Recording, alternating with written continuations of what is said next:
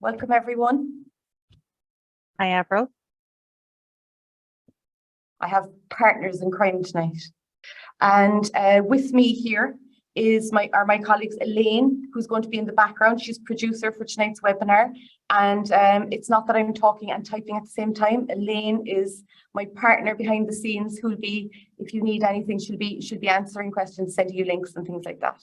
And then we have Suzanne and Ella, who are kindly supporting us with Irish Sign Language tonight. And it's just fantastic to have you guys, and thanks so much. So you'll be rotating every 15 minutes or thereabouts. What are we going to cover? So when you leave this webinar tonight, here's what I'm going to have shown you, right? 3 steps to tech-savvy kids and teens, which means the grown-ups automatically get tech-savvy too, if you're not already. Safety, security, and privacy. We're going to talk about all of these. They're basically the settings on any app, any device, anything that you log on to that connects you to the internet. So we're going to nail it tonight with you, meaning we're going to show you demonstrations, live demos of TikTok, Instagram, and Snapchat. Just live ones to show you how to navigate around settings. So that's what you're going to get, okay? You're going to learn the secret to managing screen time. 15 more minutes, please. We should have t-shirts with that on it. You're also, I want to talk about kindness. And the reason I didn't put cyberbullying here is because I prefer the words kindness. And this is where I feel we all need to focus more with young people, or adults as well, not just young people. Bernard just came out with a report recently on cyberbullying, and I want to just go through that. I was on an interview recently, and I felt this is something maybe would be good to call out as well. So some really good tips on, depending on where you're at, depending on the age of your kids, what to do to prevent, what to do if one of your kids are being bullied, what to do if one of your kids are cyberbullying somebody else, and just a general, again, framework and guidance on that. And the last thing, which always gets overlooked, is what are the best ways for my kids to be online, and me too, because we use it. And if you look at internetlivestats.com, right? Show your kids, this is fascinating. Today, it tracks it, it's changing every second. There was 7.5 billion Google searches today alone. There was 83 million photographs uploaded to Instagram around the world. There was 6.8 billion videos loaded up to YouTube. And there was 711,000 tweets. That's just a sample of how much we're all online and what's happening. So this is what we're going to tackle, okay? So I'm watching the clock, and at the end of the hour, we're going to go into Q&A mode. So any questions that you have, I will answer them, but I'm conscious for those who want to leave within the hour that you get everything that you came for, okay? And then on the hour, we'll start on the questions, all right? And if there's anything burning that Elaine feels that I should answer, she'll butt in and tell me to stop talking and tell me the question. Okay. Right. So I want to know just briefly, how old are your kids, okay? And I'm going to just run a poll here, launch the poll. So it's a multiple choice, and all you have to do is choose. You may have kids in all these age ranges, but just to give a gauge as to, we've got a lot of people on the webinar tonight, and I just want to see the age range. So 6 to 14 is the biggest age category, which is good to see. Okay, so I'm going to end that poll there and just share results with you, just so you see that. So about 60% of you are, yes, majority basically, between 6 and 14 years. And that's good for me to know, so thank you for that. Just to help gauge, this webinar is for children of all ages, okay? And I suppose this is where, for me, 12 years, I started out when my youngest was born, doing this internet safety work. And, if I was to give you anything upon reflection about what I've learned, the relationship with your child is the most important thing when it comes to being online, online safety, everything to do with the internet. And Micro is a leading cybersecurity company. And this is our number one piece of advice. It's not a techie tool. You should have a sigh of relief there. Although relationships can be tricky as young children enter into their teenage years. So one of the things that I realized is that my kids will actually grow up at some stage. I think sometimes I feel that they're always going to be, I'm going to be stuck in this time warp forever. It's not happening. They're 12 and 15 now already. And with the relationship, you know, we want our children to make the right decisions when we're not around, online and offline. That's the ultimate goal, isn't it? So I think the key here is to remember that everything that happens that you see online is a result of a behavior and a choice that people make, whatever age. And this is really important because the other important thing that we have is tech tools. And tech tools are there to support and complement our relationship with our child. So we want to grow up with our kids online. If you've got kids under 5, and we've got a lot of people on the call here that have kids under 5, you've got it, you've got this, right? They're young, you're going to get in there, you're going to be all over this like a rat, and you're going to have it nailed, okay? The relationship is the most important. When they want the next app, you're going to figure it out with them. They're going to know, oh, straight to settings. They're going to know what you're looking for. You're checking the reviews, you're checking the age rating. What is this app? And basically, by the time they get to 18, because they're going to grow up, they will know themselves. When they download the next app, they'll know what to do. They go straight to settings. They're going to look after their privacy, their security, and their safety online. That's where we need to get them. Okay, so you can have all the tech tools in the world, but at the end of the day, everything that happens online is as a result of a behavior, and that's where the relationship comes in. And I'm going to talk about that. So you might remember I talked about 3 steps to tech-savvy kids. These are 2 of them. The relationship with your child and tech tools that complement everything that you do. That's what, you know, anything they're on, it helps keep them safe. It trains their brain into knowing what's safe and what's not. And I guess for me, the biggest pain for me was the amount of time it takes that you have to put in to figure it all out. But once you start it, it gets easier and easier and easier, I promise you. Okay, so don't feel daunted by it. It's something you can't outsource. You can't get someone in. I thought you were giving me the thumbs up there. It's something you can't give to someone else as a job to do, to teach your kids how to be savvy online. This has to be about your relationship with your child, and it will be worth it. Put the time in, and I promise you, you'll reap the rewards, and so will your kids. Okay. Okay. So, you know, we called this an internet safety talk for parents. Well, actually, it's not really.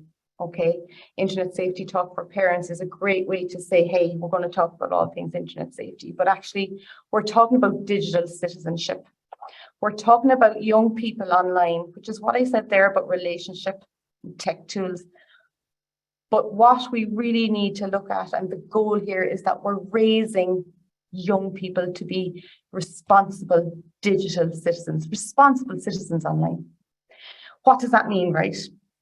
We want them to be safe and secure online. So we need to show them that. The best thing to do, they come home with a new app. They want to download it, so you research together with them. You don't know what it is. You go online, what is, and you look at it together. Okay. Digital literacy. They need to understand what a keyboard is. They need to know how to type. They need to know how to create a PowerPoint, Word doc, all these kind of things, to be digitally literate and media literate.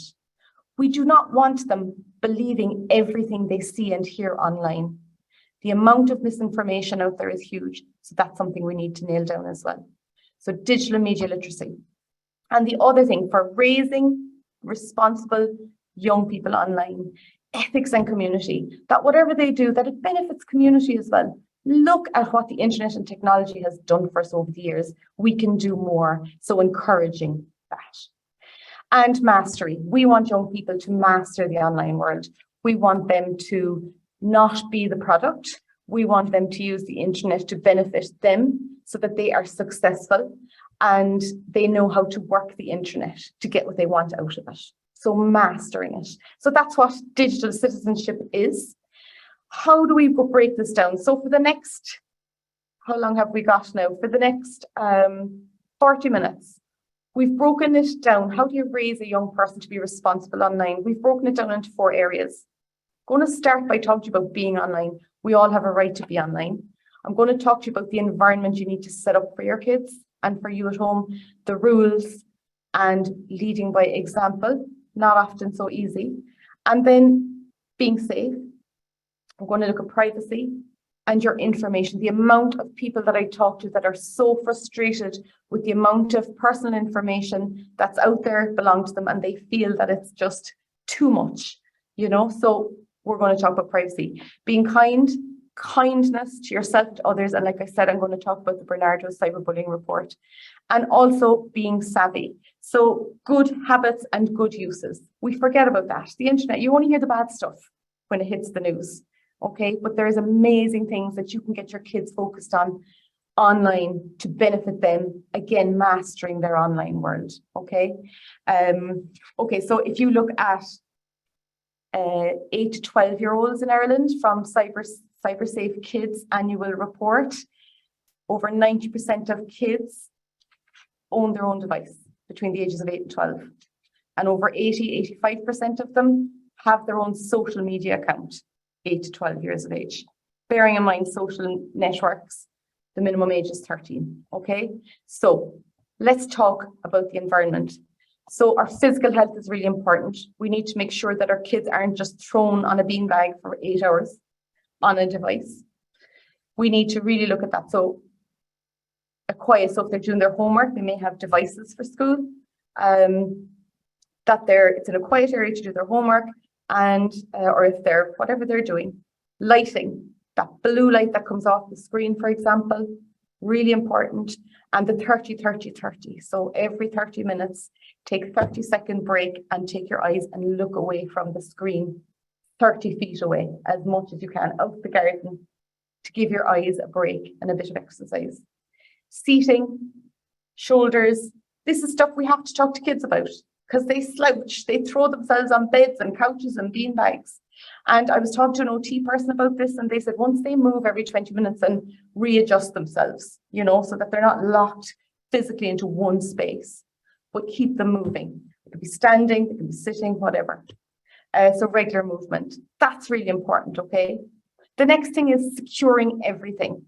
So security software, so Trend Micro, security expert, I can't but say this. Any device that you use to connect to the internet should have security software on it. That includes mobile devices too. Okay. If when you hang up here tonight, you're going to be redirected to a feedback form automatically. Tell us what you think, what you'd like us to cover more of. If you'd like to be, I'm giving away antivirus software, anti-malware. 5 of them. So if you'd like to be in the prize, the raffle, just put your email address in there and we'll put you into the prize, into the hat and send it out. But your email address will be deleted afterwards. Okay. So security software, really, really important. Update your devices. On your device when you get that security update, software update thing, it's really annoying. It takes forever. Your battery has to be so high. Your internet has to be good. Your Wi-Fi. It's really important because what that's saying is there are vulnerabilities and breaches and weaknesses from cyber criminals out there, and your device now has the patch or the protection it needs to protect your device, but you need to download it. So that's what software update is. It's constantly updating and protecting your device. So always make a point of when you see it, you do it, and tell your kids the same.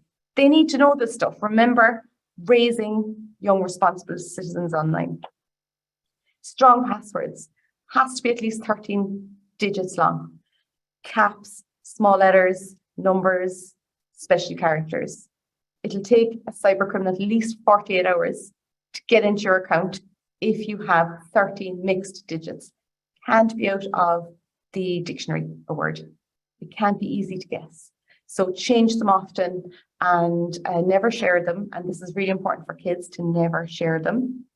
That can cause a lot of problems. And also, look, there's password manager and there's also password auto reminder. It can save them for you in your device as well, as long as you feel that's safe for you to do so, that there's nobody else has access to your device, so that it's just for you. Okay, strong passwords are very important. Multi-factor authentication. A lot of people think they don't know what this is, but they do. Okay, sometimes it's called two-factor authentication. Basically, think about when you go into your bank online and you put in your number, but it then asks you for a verification code. The bank is making sure it's really you. So just putting in your details isn't enough. They're going to send you a code to either, maybe it's biometrics, your face scan, or maybe it's a text message or an email. They want to double check it's really you. So it's an extra layer of security. Really important for any kids on any apps, social networks, gaming apps, anything, you as well, anything you're on, you have to set up two-factor authentication. And don't worry, I'm going to show you a very quick tutorial on how to do it. And I think it's Instagram right after this, okay? So, virtual private network. So you can pay for this. This is the most secure way to use public Wi-Fi. And it's basically when you're connecting to any website online, nobody can infiltrate your connection between you and that website. So virtual private network is the most secure way to be online. And a lot of people are starting to buy it. You can subscribe. Which one is the best? It's just like buying a car or insurance. Go online and just search for top VPNs to purchase. And you will get them there. And you have to do a bit of research, a bit of shopping like anything else. And the final thing is back up regularly. Meaning, if someone rolled over your phone or your tablet or your laptop in the morning, have you lost everything? Or have you got it backed up? Do your kids know about this? Backing up is really important so that you have a comfort knowing that it's okay. Okay, I'm going to have to buy a new device, but I can download everything from the cloud again. So because it's not just stored on my device, I have it backed up to my account somewhere, wherever that is. If you're not too sure, you can just, again, the same with VPN, backup storage options, best storage purchases, just look that up online and you get, again, the same. And I pay $2.99 on my iOS device through Apple for mine every month. And everyone in my house uses it, the four of them, just to store everything. We share the storage. Okay, so this is going to show you really quickly how you would set up two-factor authentication on Instagram. You go to the three lines, click on settings, security, and then go to two-factor authentication. And then let's get started. So just like I said, it's an extra layer of security. So you can use an authentication app, but if you're not familiar with that, great if you are, but if you're not, the easiest and simplest way to set it up right now is a text message or an email. So you can slide, so I'm just going to show you. I'm going to choose the text message, slide it to the right. Okay, now because it's got my phone number already, it sent me a special code and I've put in the code. So it's just verifying it's just basically verifying there. Okay, we sent you a code to that number because this is the number of your phone, which you have registered on your account with us. Get that code, put it into the app to make sure and confirm that it's yours. So the next time you log in or you from any device, anywhere, we'll know it's you that's logging in and not somebody else trying to hack into your account. Okay? Now remember, this is something you should do for absolutely every account you have. Okay, so two-factor authentication is on. So they're going to ask now for a login code whenever you log in on a phone or computer that we don't recognize. And that's what you want. If someone has cracked your password, right? They're going to, you're going to get a verification code and you're going, gosh, I didn't log on to that. Someone must have hacked into my account. The amount of times I've gotten it from my daughter from gaming apps, a verification code has been sent to my email. So someone has gotten through somehow into her device using her password, but they can't get into her account because I have two-factor authentication set up. Really important. Okay, so that's how you set up two-factor authentication. And honestly, once you do this to 2 or 3 apps, they all start blurring into one and look the same. I promise you. You find it under settings. It's either 3 dots, 3 lines, or a cog in the wheel. Okay? Okay, so that's two-factor or multi-factor authentication. Okay, so we're still on the environment and we're looking at tech tools. Okay, so why would you use tech tools? Remember I said the relationship is really important with your child. To listen, open relationship, trusting, talking to them, growing up together, all that good stuff with kids. They feel they can come to you no matter what, anytime, with any problem. And sometimes you may not even want to hear what they have to say, but aren't you better off knowing? Aren't you better off knowing? That's all I'd say. In addition to the relationship, I mentioned earlier that tech tools complement the relationship that you have with your child. So whatever apps, whatever games, whatever devices you have, that's where the beauty of tech tools will support you and give you that comfort, right? So even in the run up to tonight's webinar, I got a lot of lovely emails from people asking me, this is worrying me or that's worrying me. And even tonight on the chat, I can see in the Q&A certain apps. It's the same approach, same framework every time. Doesn't matter what the app. Research it. Check the reviews. If people don't like it, they're going to say it. If they think it's dangerous for kids. Common Sense Media is a fantastic website for reviews, for example. CyberSafe Kids and webwise.ie are 2 fantastic resources as well. And we have our own website as well with a lot of resources to help explain it to you. So you need to just research it and look it up, okay? Now, when you've got the app and you decide, okay, I think we're going to download this for you. If the age rating is okay, the reviews look okay, looks like a bit of fun, you want it. Now we need to do is set up the settings on this, okay? So it doesn't matter whether you have Android, Apple, Microsoft, it doesn't matter what type of platform you have, right? There are settings in all of them, even on your TV, everything has settings and you know what to look for. The cog or the 3 lines or the 3 dots. And then once you get in there, you just need to find it. Okay, so with tech tools, they're going to help you with, if I just look at this first, right? The tech tools are going to help you with age-appropriate content. You don't want your 4-year-old looking at content for 18 plus. You don't want your 10-year-old downloading and purchasing loads of stuff off your credit card without you knowing. That's enough purchases, so you can turn that off. You don't want your 12-year-old on their device the minute they come home from school until 12 o'clock tonight or through the night. So managing time online, that's a tech tool. Doesn't matter what the device, they're all there. And monitoring. And with monitoring, I would also say showing your kids, hey, I can see what you've been doing all week. That's pretty cool. You've been doing a lot of video editing or you've been playing a lot with your friend, whatever it is. Open up the conversation with them. Find out what they're doing and what they love online. Okay, so settings and tech tools are available on your router, depending on how fancy your router is and what part of the country you live in sometimes, because Wi-Fi is very, very fickle, depending on where you are. So there is tech tools within a router that can do all of the above there.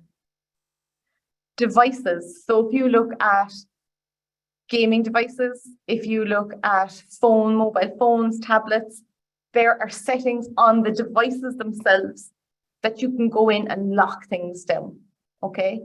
And then you have your service providers, so whether it's, 3 or Tesco or Vodafone, whatever it is, they can offer you family safety settings and monitoring and all of this. But everything I'm showing you right now is free. You do not have to pay for anything, okay? Then you look at the app stores. Everything you download from the app store. Once you download that app, after you've done your review of it, that you're happy to download it, you can go to settings and set it up. I would also strongly recommend that if you're going to give your child an app, download it yourself first and try it out yourself before you give it to them. You know.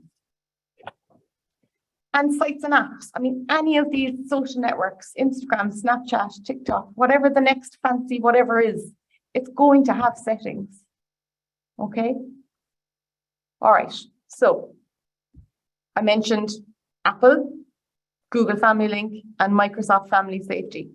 It doesn't matter which device you have or if your family has a mix of devices. You can manage your family's accounts through one. So now for example, I'm going to take family sharing first. Let me just show you here. And we're going to look at the screen time. Now, the best thing about screen time on iOS is that if all your kids have Apple devices, then with screen time, you can actually you can set them up with iCloud accounts, and you can set them up under family sharing. You can share music, TV, storage, photos, and you can set up screen time. What does that mean? So if you look here at mine, this is a screenshot of my device, and you can see productivity and finance. So I do a lot of work stuff on my device. So you can see here, I've 1 hour 48 minutes doing that, 1 hour 34 doing social, 51 minutes of travel because I had my Google Maps on telling me where to go because I have a terrible sense of direction and I'd be lost without it. My total screen time. So you can see my daily average. You can see on a particular day what I was doing mostly. You can see down here Safari, I spent 45, so searching a lot. You can see WhatsApp, 43 minutes, and so on. Okay, with kids, what you're going to see here, and that I don't have it, is entertainment is missing. I don't do enough entertainment on my device. I need to do more of it. But that would be here too. And a fantastic way to show kids, let's look at what you've been doing this week. Okay, now, if you look here, so the top box here, it has downtime. So you can go in here, the bottom, see the bottom box there, it says family. So these are my 2 kids blurred out. But I've set them up with iCloud accounts, and it's very straightforward. And Elaine, you might just send out the iOS just on the chat there, the iOS and the setting up your Google accounts as well, because it's really easy. I mean, all you have to do is go into a search engine and put in Apple Family or Google Family, and it'll bring you to everything you need to know. Okay. So once I set them up, I can actually say, right, the downtime is, so first of all, no devices in the rooms, and they will be off their devices from 8 o'clock at night until 8 o'clock in the morning, for example. And obviously, I agree this with them because the older they're getting, they need to be more and more involved in the rules. And sometimes they negotiate and they win because they make sense and I sound ridiculous. And sometimes, I'm not saying I win, but we talk it through rationally. And I have my say and they have their say and we compromise. And the app limits, so you can decide, okay, look, this is a mindless thing that you do, slime simulator, 15 minutes, no more, for example. Communication limits, so you can limit who they can communicate with. Always allowed, so my 2 are always allowed their music, they're always allowed their videoing and photography, they love all that kind of stuff. Their apps for school, always allowed. They may not want it, but it's always there. And then content and privacy restrictions is really, really cool because you can go in there and you can say, right, neither of them are allowed to download any app without me asking me for permission. And you could be over in London or up in Dublin or over in Mayo, and your kids are somewhere else, and you'll get a message saying, so-and-so, Johnny wants to download this app. Perfect. So that's an opportunity to sit down with them and to say what you want this for, why do you want it? Okay, let's look at it together. Let's look at the reviews, the age ratings. Let's see why it's so popular and take it from there. You'll either download it or maybe find something alternative and compromise. And you download it first, like I said, and then let them have it. So this is also available. It's called Familylink for Android devices. So say, for example, your kids had Android devices and you had an iOS. You can download the Familylink in the App Store onto your device, and you can set them up on the Familylink through you and do exactly this on their Android devices. Okay. If you had an Android device with Apple iOS, unfortunately, they haven't done that, but I'm hoping they will at some point. There are apps you can research and download and pay for to do it, but hopefully it'll come at some point the other way around as well.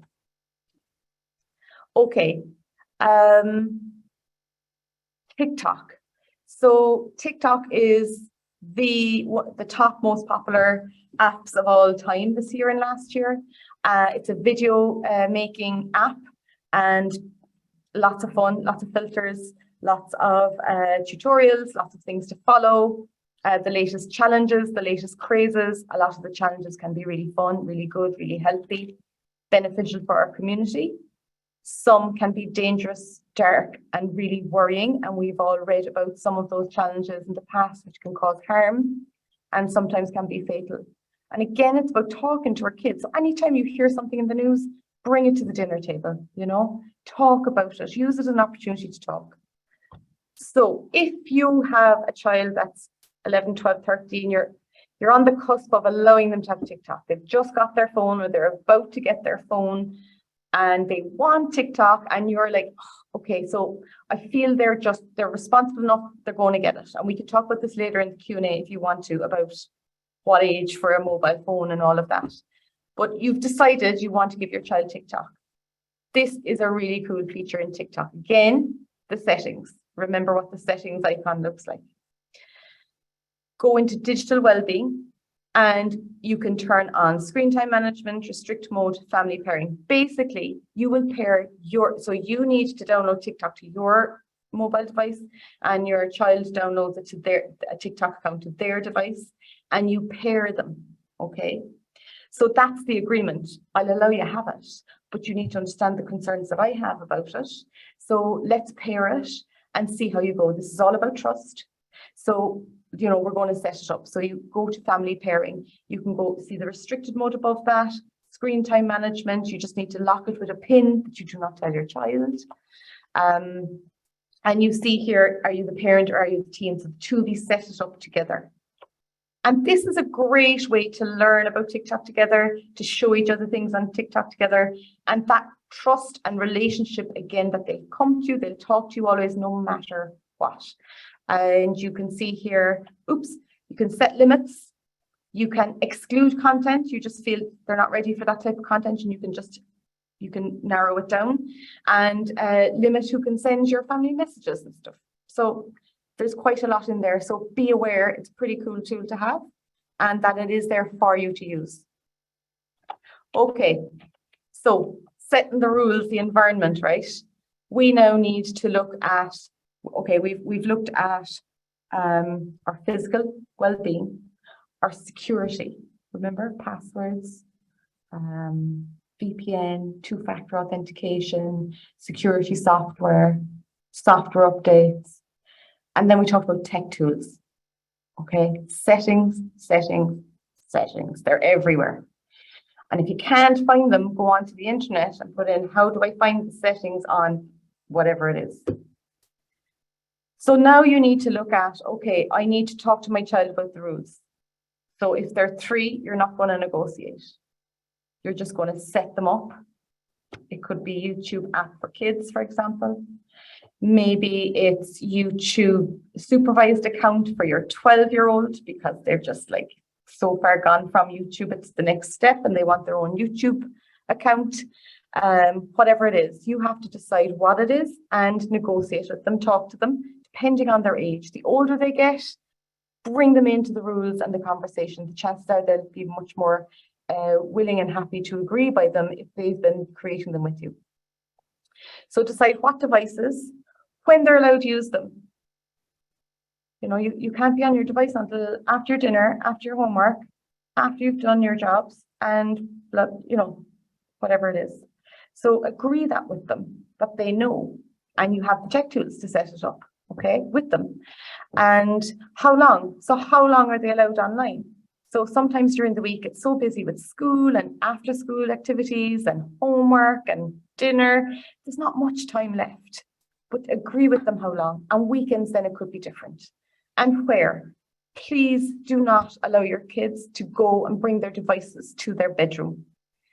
You don't know how long they're going to be up for, what they're on, who's contacting them, and how late they're up. Because, you know, a lack of sleep means they don't deal with stress and anxiety the next day very well. They end up eating lots of sugary things to boost their energy. The mood escalates. We all know about that, I'm sure. You know, so the lack of sleep alone, not to mind what's going on the device. And again, talking to kids about this. And this is why we need the rules. So a communal area where you can keep an eye on them from a very young age. And my two kids still are not allowed their devices upstairs unless sometimes they get special permission if they're making a video or something and they want to different things, but they know generally there's no devices upstairs and definitely not at nighttime, none. They're all downstairs, okay? And with whom? So if your kid is coming home and, you know, they have their friends, my daughter used to have her friends' usernames from gaming accounts written on her arm, and that's how she knew, you know, this is Johnny, this is Paul, this is Timmy, and she'd play with them online. Who can they play with? Who can they chat to? What apps are they allowed? So these are all the decisions you have to make, and it's a pretty daunting one. But again, reviews are good, and talking to other parents is very important as well. Okay, so setting the example. We need to set an example for our kids, right? So we have to look at what rules do we have for ourselves. And that's really important. Just a bit of self-reflection, because whatever I do, my kids are going to emulate. You know that saying, and I always say it on webinars and parent talks. Kids do 1% of what you say, but 100% of what you do. So it's really important just to think about what is the relationship you have with your device. You know, or maybe you need to make changes. I have parental controls on my social networks. I get kicked out after 15 minutes.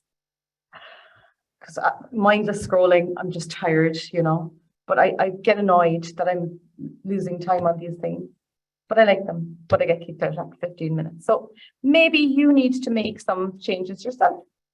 Good opportunity to reflect on that. And remember, your kids are watching, no pressure. My kids are very quick to point out, hey, we're not allowed on ours, but you can sit on the couch when we're watching a movie. They'll pull you into tow. So family rules are really nice to have. And maybe screen-free nights. Green versus screen is a good one.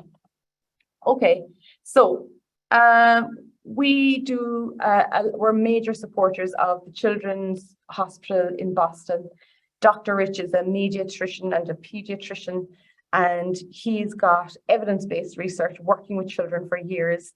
And you know, this 15 minutes thing,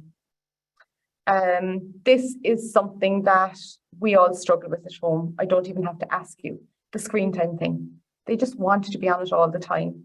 And the important thing here is that we need to be very conscious of quality time online versus quantity of time online, okay? Because if you focus on, you've been on it an hour, no way, you're creating the forbidden fruit.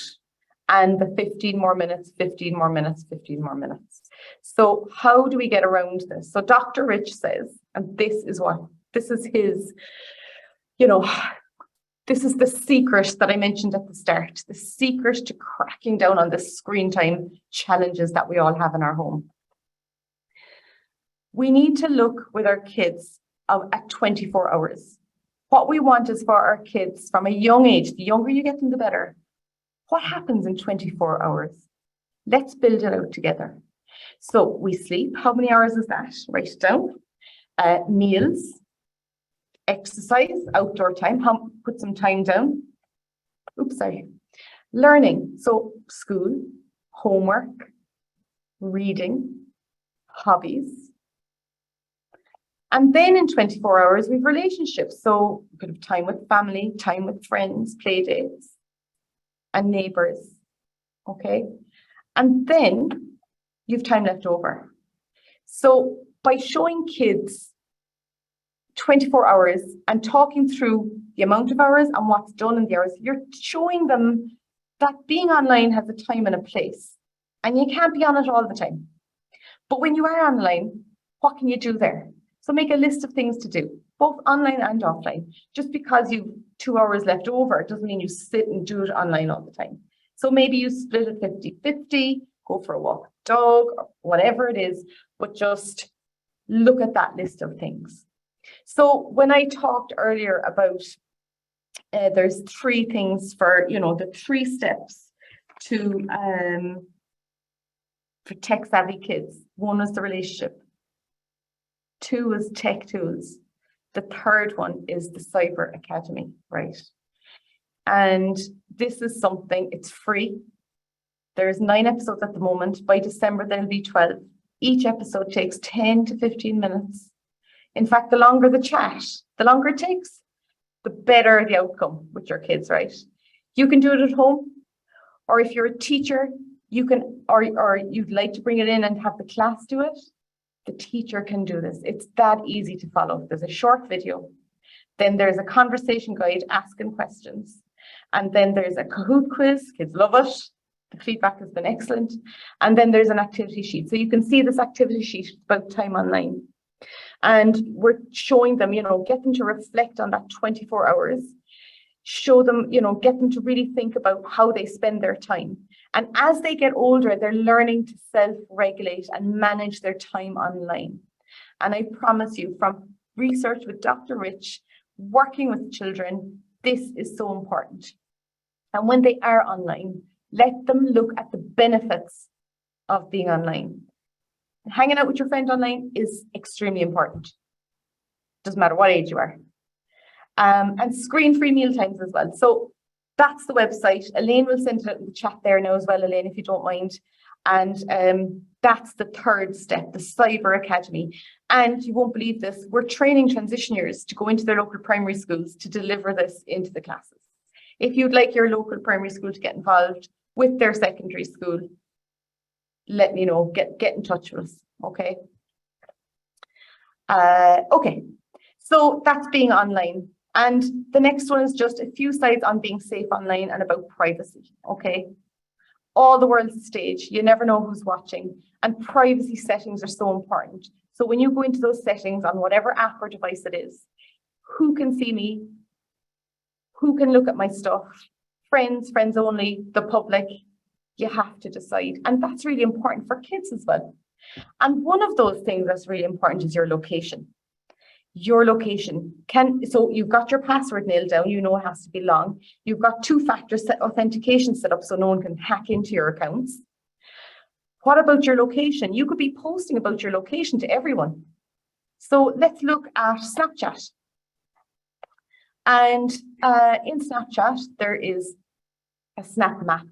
It's basically a map of the world, and wherever you are, you appear, and your friends can see you in that map, okay? And if you have location on, then people can see you 24 hours a day, 7 days a week. And if you can imagine if a child they shouldn't be on it unless they're 12, 13 or over. And you can imagine if they're accepting all these friends they don't even know, and they have their location on so everyone can see them. They can practically see your location to the room in your house. So it's really, really important that we understand location. It doesn't matter what app you're on, that you can manage and control them. And here's how. So I'm going to take Snapchat as the example. And if you go in here and down the bottom is the map. And then if you see here, the minute I press the map, it said, you need to go to settings because your location is turned off, because I turned off my location. So on my device, I went into settings on my device and I went to Snapchat and turned off location. But now it says that I can't actually turn it on, and unless I go into settings again. So I click go to settings. And then I go to location. Okay, so you can see here, I had originally chosen never. I don't want anyone ever seeing my, my location is not visible on Snapchat because it's off.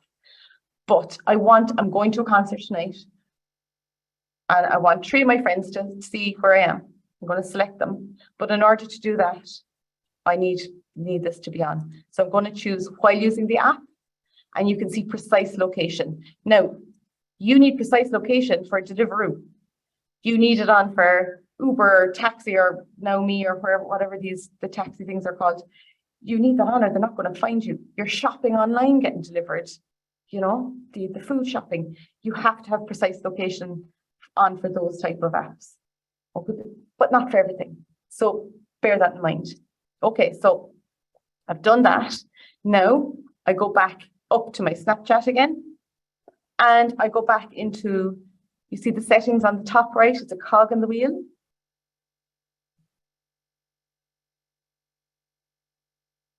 And you can see here ghost mode. So ghost mode basically means that when it's enabled, meaning I drag it to the right, my friends nobody that I'm friends with on Snapchat can see my location. And you can see the blue thing over my face there. That's how you know Snap Map as a ghost mode is on, okay? So, going to swipe it to the right. And now it says, do you want it on for 3 hours or until turned off? So I want ghost mode on all the time, just leave it on. Or I can go in here and say, okay, I'm going to the concert. I want only these friends to see my location. And that's the beauty of this. I only want my mum to see where I am when I'm going out to town to see my friends at the cinema today. Only my mum and my 2 friends that I'm meeting can see my location. So Snapchat and Snap Map and ghost mode are really useful if used wisely, and we know how to control them and manage them. This is something we need to talk to kids about. And you can see here the ghost mode is on. Okay, so that was just a short demo on how to set it up, location, but it's the same with any app. Just turn it off on your device. And, if we look at the limits to privacy, we often say to young people, how much does it cost to use Instagram, Snapchat, TikTok, whatever? It's free. No, it's not free, because you can't use any of these apps unless you accept the terms and conditions. And this is really important to explain to kids, that there is no such thing as free. Generally, you're the product. In order to use this, you have to accept the terms and conditions, which means you're allowing them, while you own everything you share, post, create, comment, like, everything, it's yours, you own it. You're allowing the organization that owns the app to do whatever they want with your information, whenever, wherever. That's what that accept button means, and we need to be aware of that. Okay, and we need to assume that nothing is private. So when the day your child gets their first social network, welcome them to their public life and bring them straight to settings. Okay, really, really important. We all want to use these apps, but we want the settings nailed down, and we need to really think about what we're sharing online. And this comes back to relationship, conversation, and using opportunities to speak to your kids about different things at dinner, in the car, whenever the opportunity arises. So privacy settings. And, on this, scams, pop-ups, clickbait, links. I mean, we can't click even a link from a friend in WhatsApp these days. Or I put something on Done Deal a few weeks ago, and I got a message on WhatsApp sending me a link because they wanted me to pay me. Absolute no way. They were hoping I'd put in my bank details, so they could pay me. So we have to be very careful and vigilant, and talking to kids about not clicking things. And the best way to reduce the amount of pop-ups, to reduce malware, malicious software, is to have anti-malware or antivirus software on all devices that you use that connect to the internet. Teach kids about HTTPS, safe, secure websites, strong passwords, two-factor authentication, and all of that is at the Cyber Academy as well. Okay, we have episodes on a password, on two-factor, security, privacy, the works. And we also have an episode on camera safety. And the important thing I just want to mention about this is, and there was a gentleman, I think a gentleman at the start that I read out on the chat, if somebody takes a photograph of you and posts it somewhere else and changes names, changes everything, this is a privacy violation. And this is something that from a young age, we need to talk to kids about using the camera and using it wisely. And never take a photograph of someone without their permission and their parents' permission, and certainly not sharing it online. This is a huge thing with kids on the Cyber Academy. They didn't realize they needed permission from their friends and their friends' parents before they could take and share. So, sexual coercion, sextortion, when kids are online a lot and you're here tonight looking out for your kids. So, you're going to be looking out for their best interests and looking at settings and privacy settings and talking to your kids about it. Kids that are most vulnerable and susceptible to crime online, such as sexual coercion and sextortion online, are kids that are online a lot without those safety and privacy settings, without being monitored and supervised and looked out for. And they're on it a lot. They're the most vulnerable. And we need to, like I said, everything I've talked to you about so far is really, really important. And, sexual coercion is when someone contacts a kid, tries to be their friend, they want more photographs, they can be half nude, semi-nude, partial nude, and they want more and more, and then they want money, or maybe not, it might be just sexually motivated. And this is happening in Ireland. This is happening in counties around Ireland. And young people feel they can't talk about this to anybody because they're so embarrassed. They're so ashamed that they got caught. And, we really need to raise this awareness about childline, that there is always someone anonymously to talk to at the end of a call or a chat line, and to talk to our kids about that, because it hopefully won't be ever our kids, but that if our kids know somebody that they know, to encourage their friends to come forward, and that your kids will be telling you about it too, because there are more options. And we need to raise this and be aware. The more aware we are of these things, the more safe and more secure we are. Okay, so the camera is really, really important.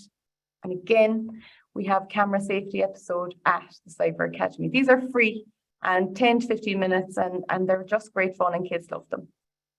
Okay, so just in relation to kindness, and I've only just got a few slides left. I'm conscious of time.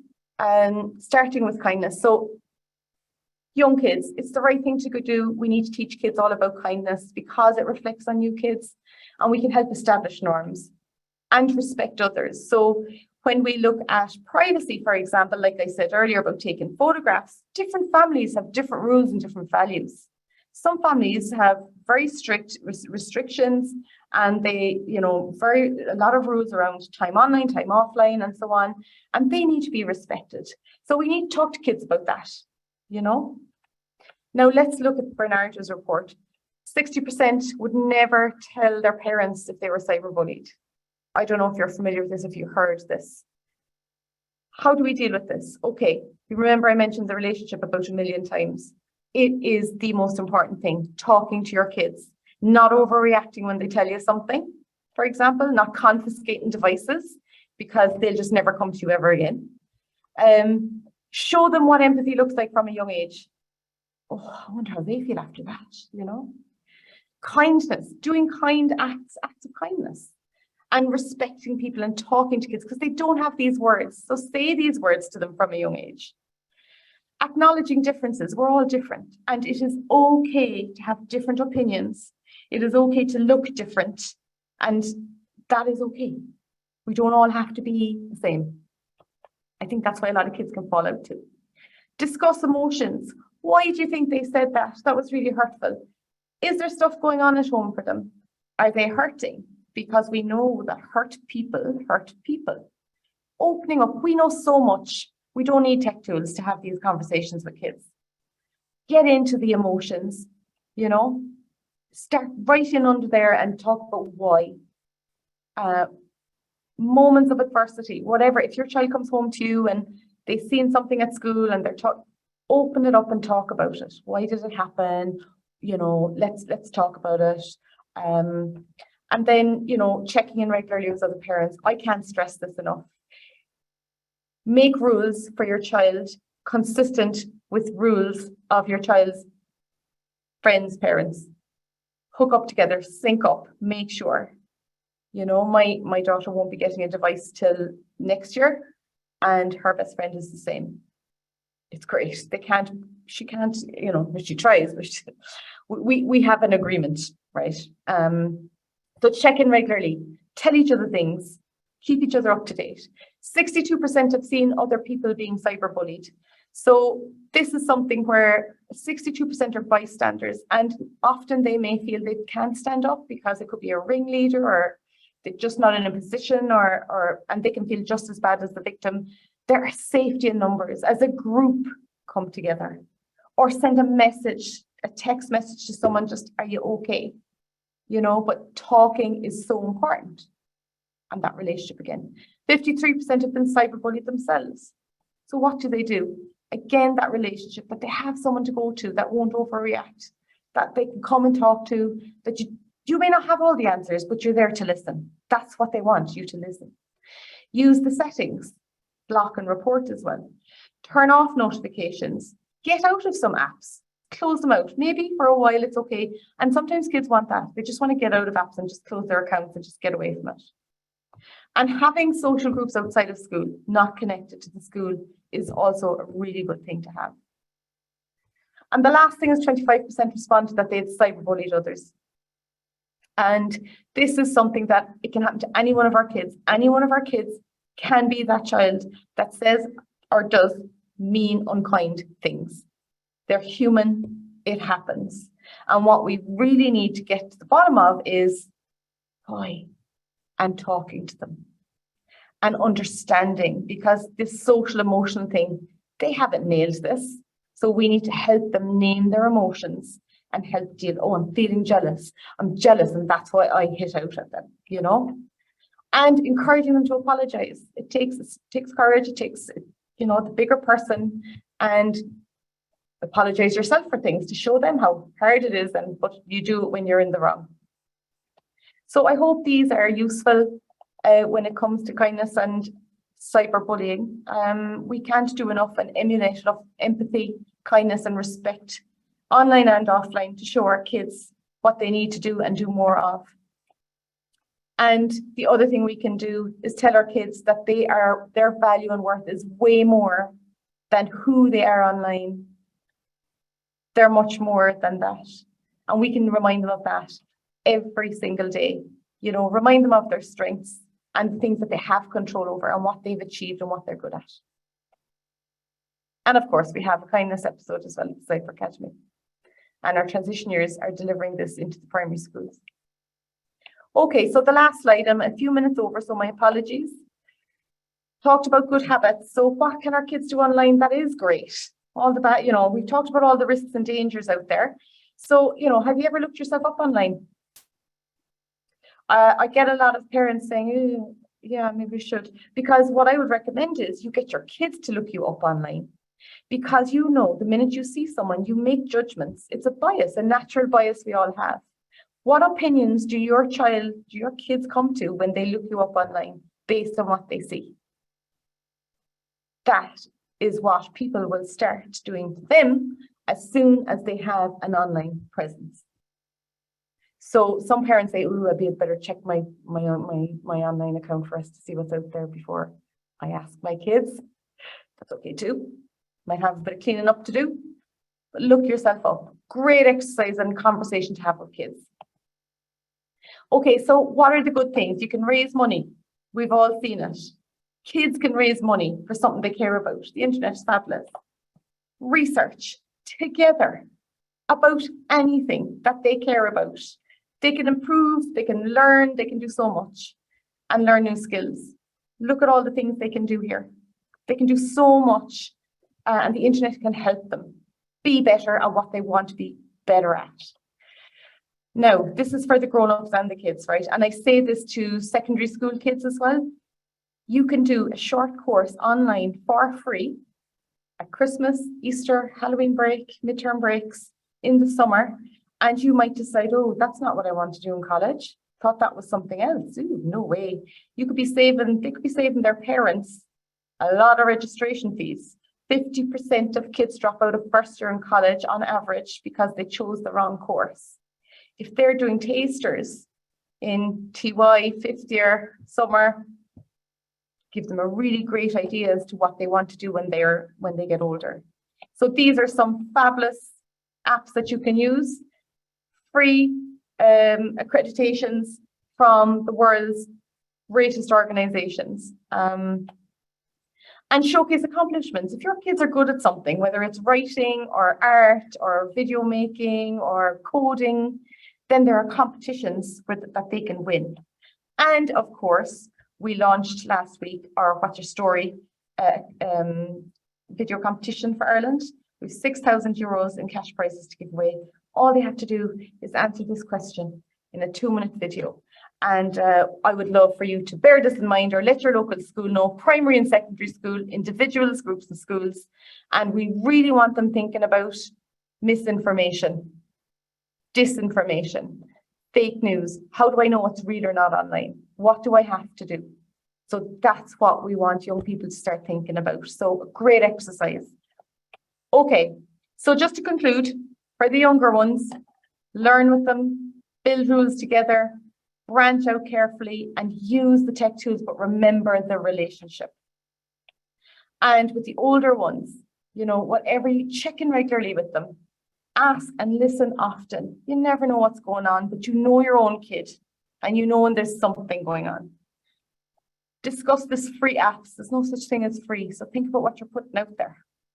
And in a court of law, any court can actually demand that app to hand over. Even if it was deleted, it's still there as a footprint.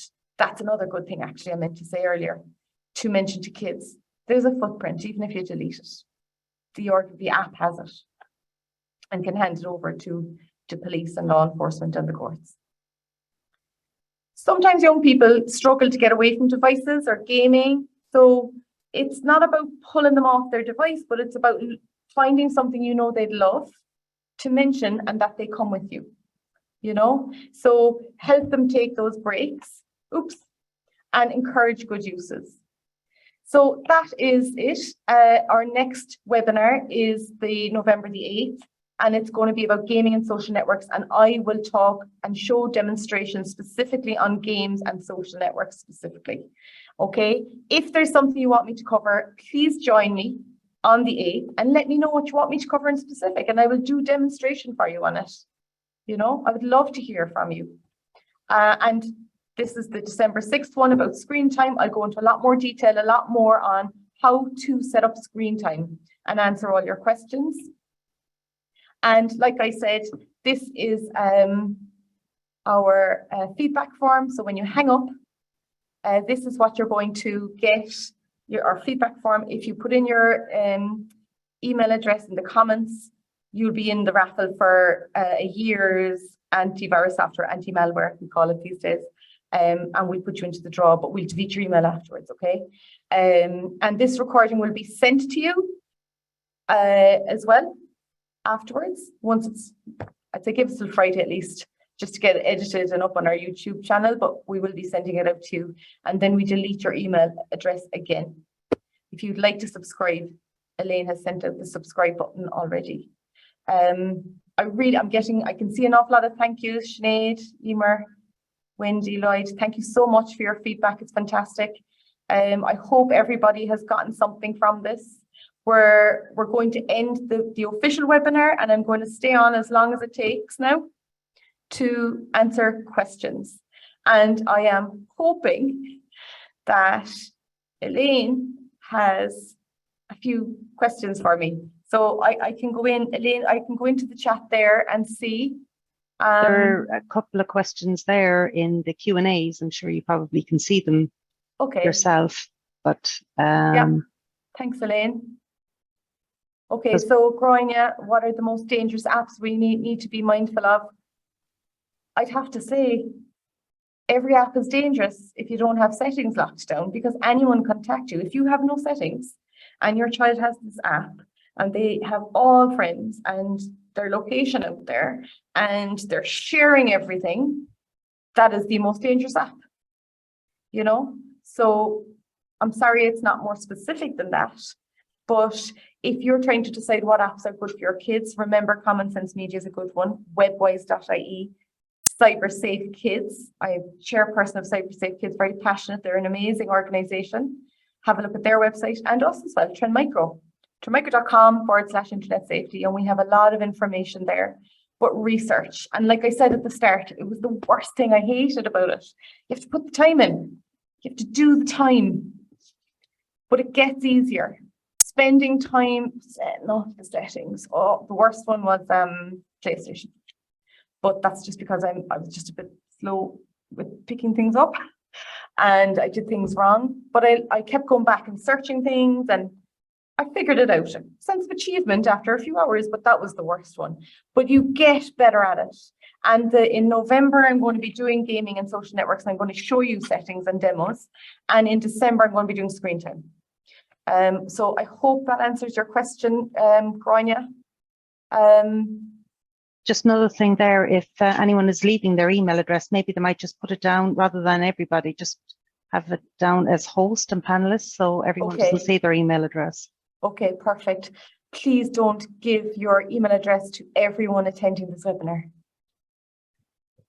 Please, just to protect your own privacy, and I'm sure we've got all good people on this call anyway. Everyone's here for a reason, to look out for their kids and families and maybe their students in their school. So thank you. But just look out for it. Just send it to host and panelists and not to everyone. Okay. Thank you, Elaine. Very important one. A few questions on Snapchat. I know you covered it anyway, but there was one there. Do Snapchat photographs disappear, or can you also be found even if they are deleted? Yeah. I suppose what I didn't do was explain what Snapchat is. Shame on me. Sorry about that. So Snapchat it's quick and snappy to chat, right? That's basically what it is. You can, instead of sending a text the old-fashioned way, you go into this app and you can send a message to all the people you're connected with, and it can disappear in 10 seconds or in 24 hours, you decide. You can send it to one or to a group. You can take photographs, take videos. There's great filters. I can get rid of all these. I can look 20 years younger on Snapchat if I wanted to and have a different color hairstyle. So there's lots of really good stuff in there. Have fun, play with, great fun. But again, like any other app we're talking about here, if it's used wisely, it's great. If the safety settings are set up, everything from strong passwords, two-factor authentication, location services, who are my friends, private, not public, have all that set up. You're reducing the risk to you, your kids, by doing that. So having these conversations with kids once they're age appropriate, like, I mean, you can't be having this with a 2-year-old, but as they get older, you know, and remember what I said at the start, we want these kids, they're going to grow up. I've realized that my kids will grow up. Feels like they're not. They're going to grow up. They're going to be making responsible decisions on their own. And that's where we come in to help them. And not everything is a tech tool.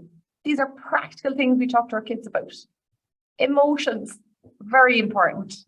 You know, talking to each other, looking out for each other, listening, not overreacting, which is a hard one. But you can overreact with someone else, a friend later. Thank them for coming to you, because aren't you better off knowing?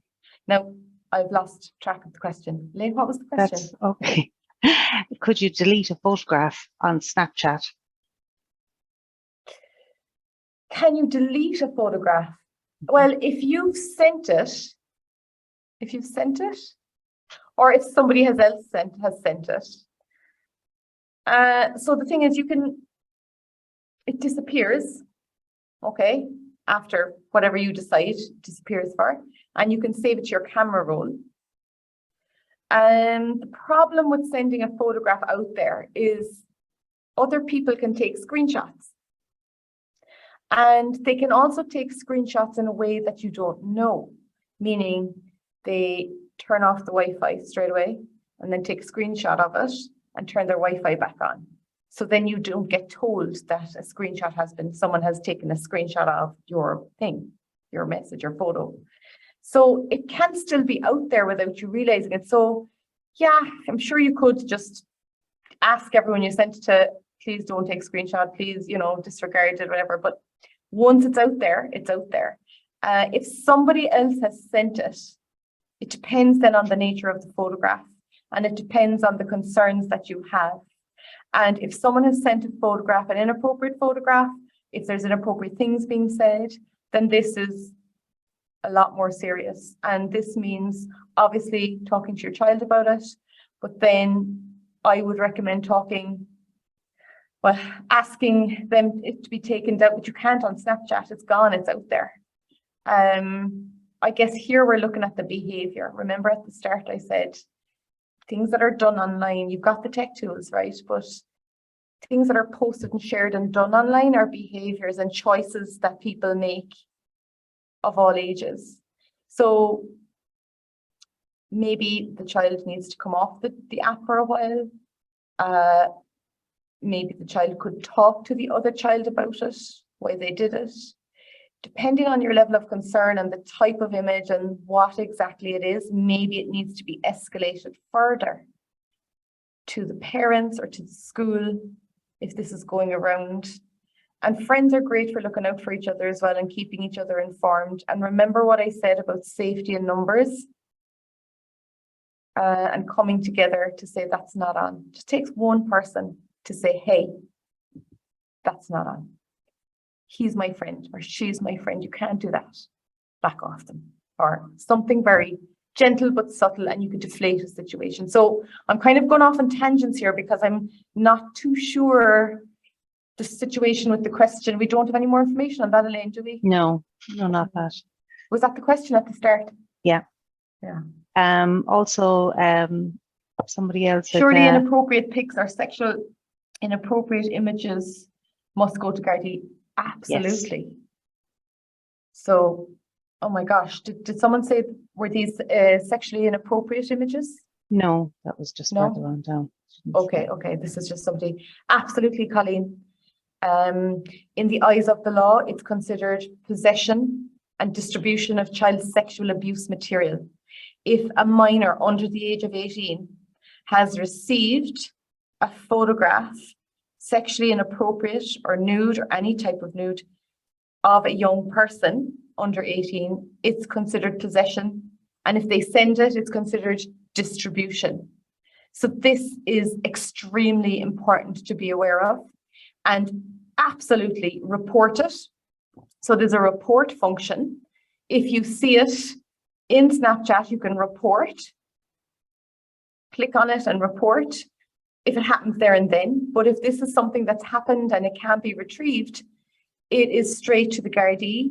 The problem at the moment is that you have to go to the courts to get a request from the courts, for the courts to go to Snapchat to get a copy of what was sent and to find out where the IP address came from and who sent it. And then the guards get involved, and this could take a long time. Now, there is the online safety regulations bill that came into force here in Ireland recently, and I'm delighted and relieved. And so, CyberSafe Kids has worked so hard on this as well, with Children's Rights Alliance and many other organisations, to have an independent complaints mechanism. Meaning, if you've gone to Snapchat and you've asked them to take something down, but they feel it didn't, for whatever reason, they didn't take it down, or they didn't engage, or you can't get through, or you're not being heard, then you have to go through all that first with the app. And if you don't get any satisfaction, you can go to the independent complaints mechanism, and the online safety commissioner has powers to go straight to that app and say, hey, we need this taken down, we need this sorted out. so they have powers. So this is a really, really important one. And we're following in the footsteps of Australia and the Australian Online Safety Commissioner. So please have comfort in knowing that we are one of the first in Europe. Not every country has this. So know that this is something good for us. But a lady said about an inappropriate photo, absolutely report it to the guards. That's perfect. How can I get my kids to like apps that aren't Snapchat, TikTok, and YouTube? They think other useful educational apps are boring. I hope we're not falling into that category, but I know, I'm sure my kids won't listen to me half the time. That's actually, everyone on this call is probably at an advantage to me, because my 12-year-old says, oh, she's on that internet safety train again, It depends on the age of your kids, right? What age are your kids? I'll always remember Dr. David Coleman said, are we afraid as a nation of parents to say no? Sometimes we have to just say no. It does help to give an explanation and reasons and justify why, to help soften the blow. But at the end of the day, we are the parents. Our job is to safekeep our kids, their safety, their security, their privacy. That's our job. So if we feel our 7-year-old shouldn't be on Snapchat, then that's what it is, depending on their age. It can be tricky depending on their age. And what you're probably familiar with is, all my friends have it and I'm the only one that doesn't have it. So you know what, I would say, your own child, you know what you're comfortable with. Maybe you're not ready yet. Maybe your child feels they are, but it has to be the relationship, the conversation, talking to each other about it, compromising. And you know what?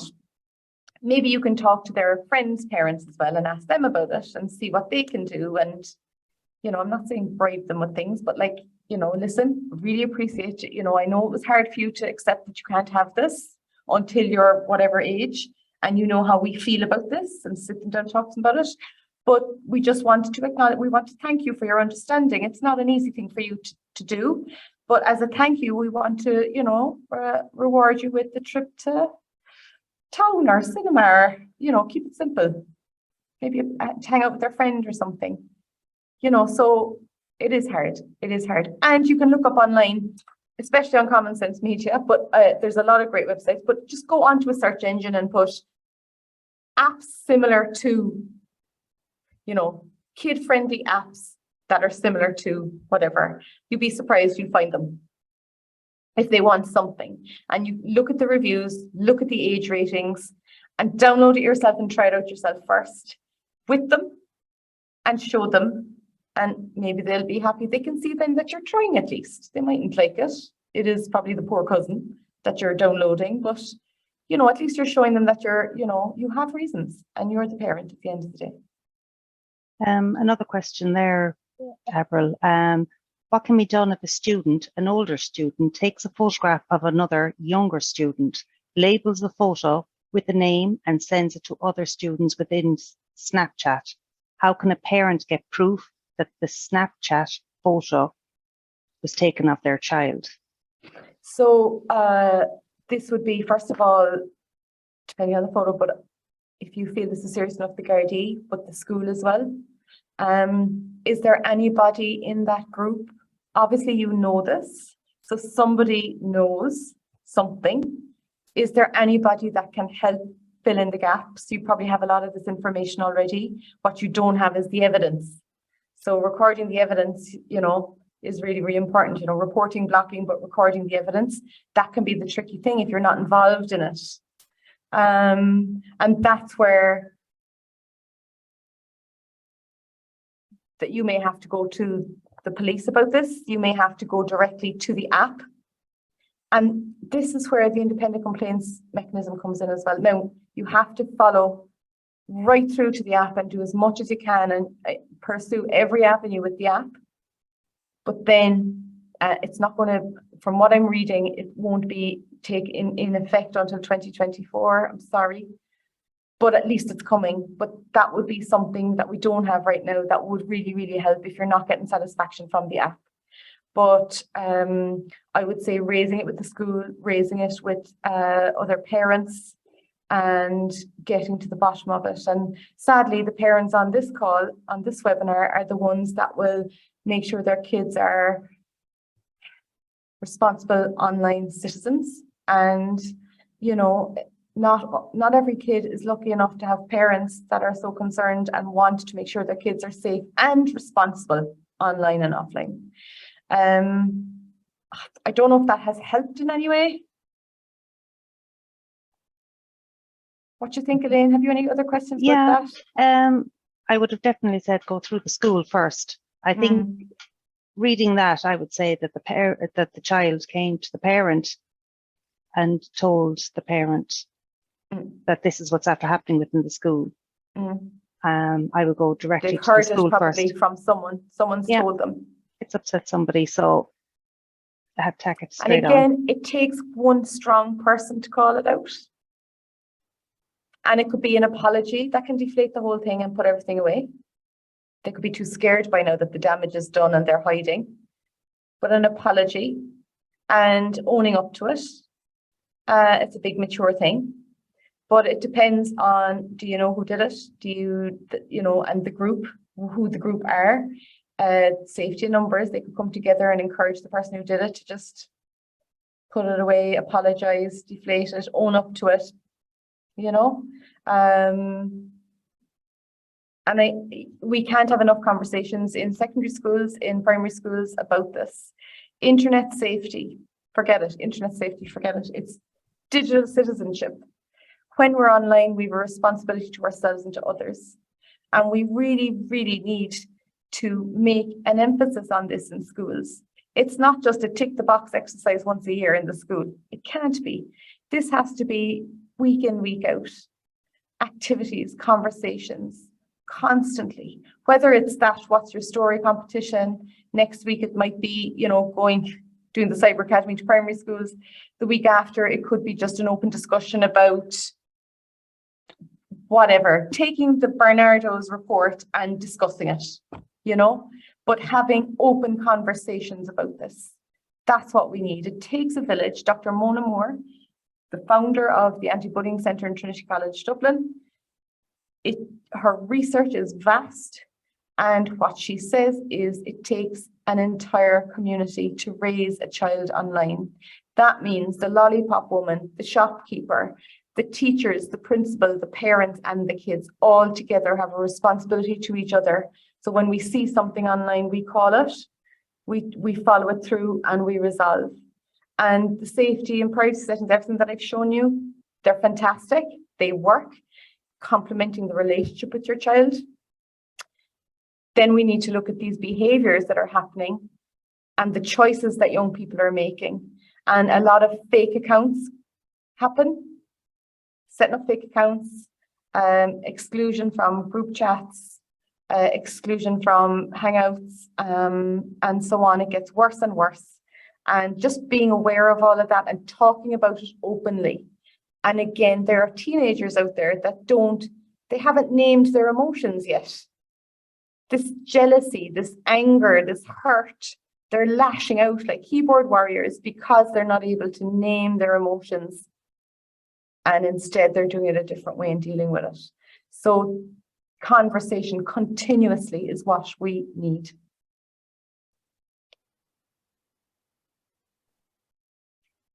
I don't know, Ella. I don't know, are we nearly done? I think we're almost done. Are we nearly done, Elaine? Thank you so much. We still have nearly 100 people on the call. On the webinar. My last question. So, does both devices have to be the same? Example, if your son or daughter has an iPad and you have an Android phone and you want to pair both together, do they both have to be the same type of devices, or can two separate devices work? So with their two devices, you can set them up on their devices. Because you don't have an iPhone or an Apple device, you can go into their devices, set up their iCloud accounts, right? If they're under 16, you'd be the guardian of them and so on, and authorize it. And you can set them up with a PIN code, passcode, to lock down the controls and the settings within that. and the same on the other child's device. So 2 separate devices, and you can set up screen time on them. You can set up whatever you want to set up within the settings. Screen time is fantastic, but you can, the content filtering, limiting apps, what time it's on, what time it's off at. They can't download anything unless it comes to me for review first and we can talk about it. All of those things you can set locally on the device itself, because if you had an Apple device, you could hook the 3 of them together. But this way it has to be remote with their devices. Unfortunately, you can't download an Apple safety app from the App Store to your device to manage the 2 iOSs. I'm hoping it'll come someday that they'll do it. But you can, if you had an iOS and your kids had Android devices, that doesn't help you, I'm afraid. But you can download the Familylink app on the App Store on your iOS device, and you can set up and manage your kids remotely on their devices if they have Android. I hope that answers your question. I've been using Google Link. I set time limits, but they seem to be able to override them. I wonder the clock, are they changing the clock? So if you just go into an internet search and say, why are my kids bypassing whatever the time limit is on your Google Link. So, okay, 2 things. One, your kids are really smart because they're doing this, right? So I call it out with them. Go bring them for a hot chocolate and just tell them you think they're really smart. Maybe they're into coding, maybe they're into website design or whatever, but call them out for it and tell them that you're very impressed. However, you have concerns, okay? And you're worried about them. So how are they doing it? Can they tell you? And let them show you. If they don't and refuse, then there are other ways you can do it. The first thing I would do straight away online, put in Google Link, so that's Familylink. Why are my kids bypassing the time limits on Familylink? I can nearly do it now. Helena, if you're online there, do you want to do it? Why are my kids bypassing time limits on Familylink?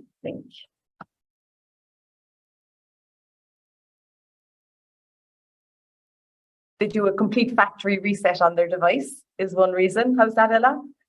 They reset it. They're deleting apps after they've hit screen time limits and reinstalling. And this resets the clock. And if you go online, there's quick and easy ways to bypass. 7 ways your children might bypass. So let's not panic here. The messages here are very clear. 1, your kids are smart. 2, they will eventually outgrow parental controls and settings, which is why the relationship is the most important thing. So depending on the age of your kids, I'll definitely sit down and acknowledge, compliment. Show me how you did it. I'm very impressed with you. But I want you to understand why we're doing it in the first place, you know? So use it as an opportunity for a good conversation with them. And that's really building the relationship. Oh, she didn't overreact. Thought she'd lose it with us. She's actually very practical. And she's listening to us, and we're going to change the rules. But why do they want more time online? What is it that they want to do online that you won't allow them? Maybe you need to extend the time with them. Is that the problem? You know, so you, in times of adversity, use it as an opportunity to open up the conversation with them. Why? What can I do to tell? Show me. I need to protect you. So let's do this together. There's enough scary stuff out there. My job is to keep you safe. So let's work on this together. Compromise. Listen to each other. Not overreact. Work on it. Figure it out. Agree new rules. They know you're not stupid either because you're onto them. Can I get a copy of the talk? Absolutely, Marie Duff. The recording will be sent out if you've registered. I think you have to register for the Zoom. So we have all the email addresses and we will send the recording out.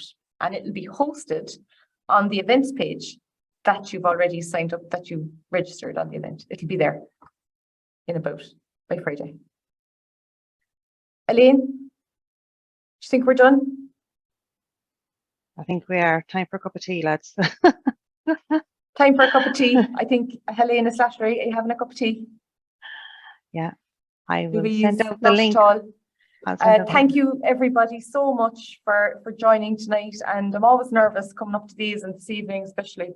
I'll be wired now for about an hour when I go home, but I hope you got something from this more. You got the framework, you feel empowered, you don't know all the answers, but you have that framework, and you know those three things: the relationship, tech tools, and the Cyber Academy. It's a great way to just get in there with your kids and get active with them. Okay, thank you so much, everyone. And everyone, sorry, everyone's just saying thank you. I'm reading. I'm trying to multitask. And Elaine, thank you so much. And thank you so much, Ella and Suzanne. Much appreciated for your support with the signing tonight. Thanks, and Elaine, for your genius hands in the background, eyes and ears. Thank you, everyone. I think if that's it, join us again in November. I'd love to see you back. Just sign up to the same page. Take care. Be good. Thanks, Ed.